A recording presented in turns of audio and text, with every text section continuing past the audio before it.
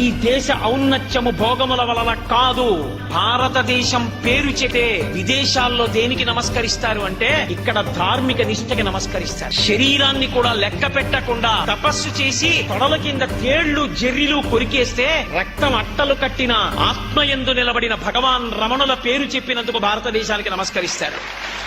ఒక రామకృష్ణ పరమహంస కంఠంలో రాచపుండు పుడితే కాళికాదేవిని అన్నపు మెతుకు నేను కాదు అందరూ తిన్నది నేను తిన్నది అని ఏ మహానుభావుడు అన్నాడో ఆ రామకృష్ణ పరమహంస వల్ల ఈ దేశానికి నమస్కరిస్తున్నారు. పోప్పంతటి వాడు విమానం కిందకి దిగుతూనే ఆఖరి మెట్టి మీద నిలబడి భారతదేశపు మట్టిని తీసి తల మీద చల్లుకుని భగవద్గీత పుట్టిన భూమి, ధర్మక్షేత్రమైన కురుక్షేత్రము వెలిసినటువంటి భూమి, అటువంటి పరమపావనమైన భారత భూమి మీద తిన్నగా కాలు పెట్టకుండా మట్టి చల్లుకు దిగుతున్నాను అనగలిగాడంటే ఈ దేశం యొక్క వైభవం ఇక్కడ ఉన్న సనాతన ధర్మపు జీవనాడిలో ఉంది.